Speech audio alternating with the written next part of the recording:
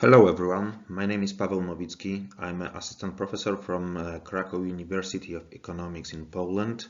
I work within the Department of Quality Management and I would like to present my latest research considering the remote auditing processes in the context of global pandemic times. It will be a case of food processing manufacturers in Poland. The ongoing COVID-19 pandemic time has had a significant impact on the certification and auditing services of voluntary standards.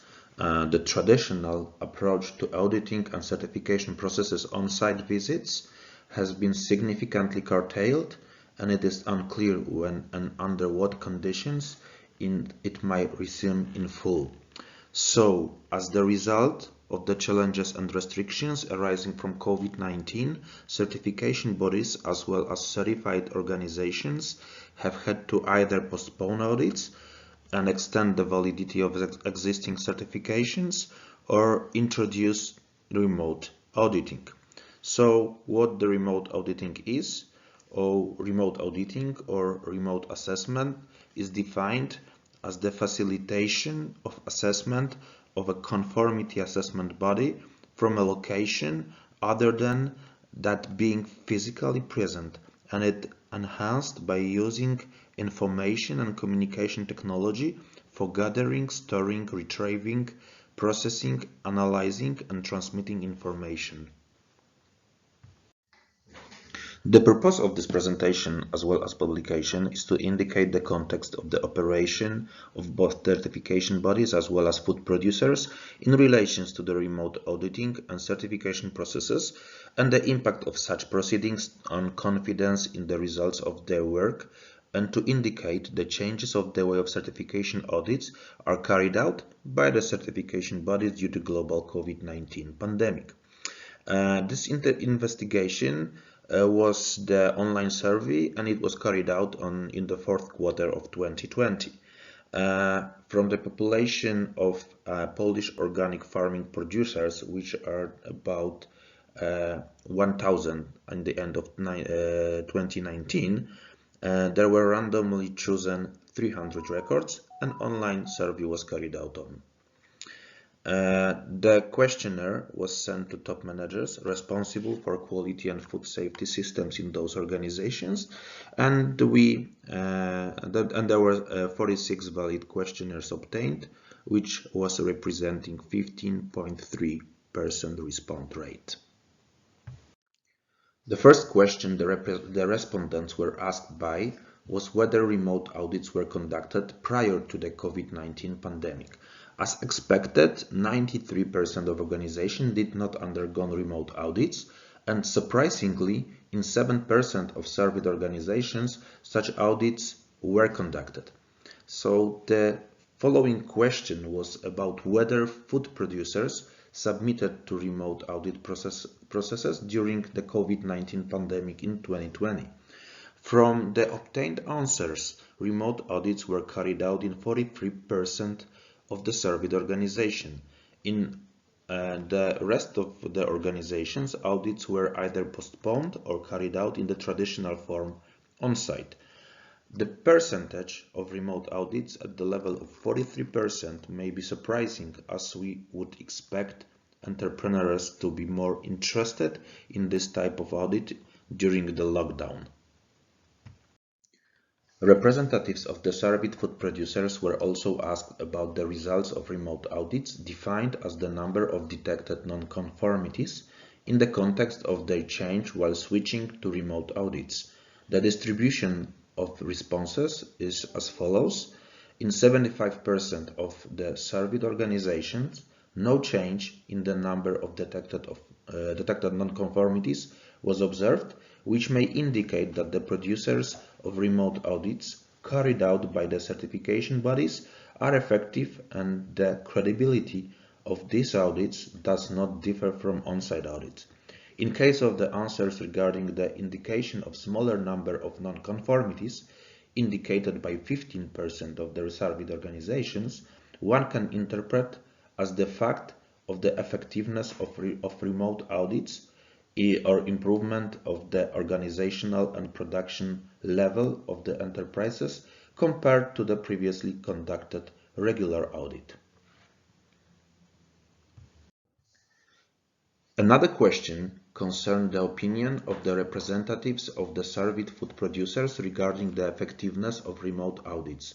The respondents had three answers to choose from: more effective, less effective, and comparable. This question was dedicated as well as answered by all respondents, not only those for whom remote audits were carried out. The responses among all companies were as follows: 48% were opinions describing remote audits as less effective, 50% of opinions described the remote audits as comparable, and only 2% as more effective. On the other hand, among enterprises where remote audits were performed, the distribution was as follows: 75% of respondents indicated that the effectiveness of remote audit is comparable to on-site audit, 20% that it is less effective, and 5% that this kind of audits are more effective. In enterprises where remote audits did not take place, the answers to this question are as follows: 69% of respondents believed that this form of audit is less effective, and 31% that the effectiveness could be comparable. When analyzing the results of this question, one can observe an enthusiastic approach to remote audits among the respondents from the companies where remote audits took place.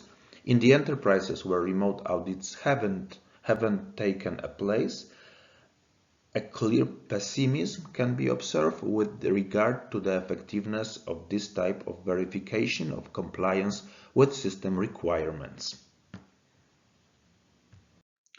The representatives were also asked whether they had a choice: would they decide to subject to remote audit process, or whether they would choose an on-site audit.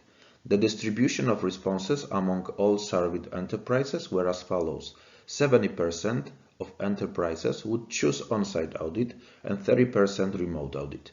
In the case of enterprises that underwent remote audits, the responses were at the level of 45 and 55% for on-site audits and remote audits respectively. In turn, among enterprises that did not undergo the remote audit process, the responses were as follows: at the level of 88% and 12% for on-site audits and remote audits respectively. These results indicate the fact that in enterprises that have undergone remote audits, the tendency to choose this type of audit and trust in this form of audit is much greater than in the case of enterprises that have not performed such an audit, but these results may change over the time and the duration of the pandemic in favor of remote audits. The next question asked by the respondents in the context of remote audits were the question about the price and its possible change in the context of on-site audit. 75% of respondents indicated that the price of the audit did not change, 20% that the audit was cheaper, and 5% that the cost of the audit was more expensive. The distribution of these responses may be surprising, as it might seem that since the auditor does not come for the on-site audit, the cost of the certification body are automatically lower and it is able to propose a lower audit price to the client. Among the surveyed enterprises, such a situation was much less common and the prices of audits remained largely unchanged. So let's switch to conclusions. We can say that the companies approached the certification processes and used the elements of remote evaluation to a very large extent.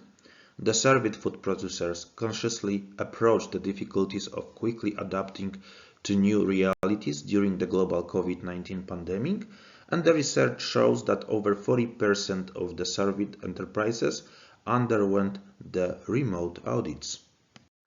We can also expect an increase in the share of this type of audit in 2021 while the pandemic does not stop and subsequent lockdowns are introduced. Another important information obtained from the carried out research is the fact that which shows that the effectiveness of remote audits is generally comparable to the on-site ones. In case of organizations that were assessed by remote audit, trust in this form is much greater.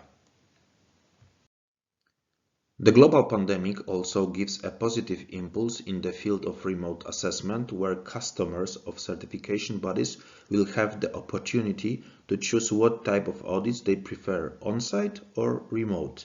Of course, this will not be possible for all types of audits, but in some cases or standards it will be an opportunity and a way to reduce the cost of certification processes, firstly for the certification body, and secondly, depending on the certification bodies for the clients.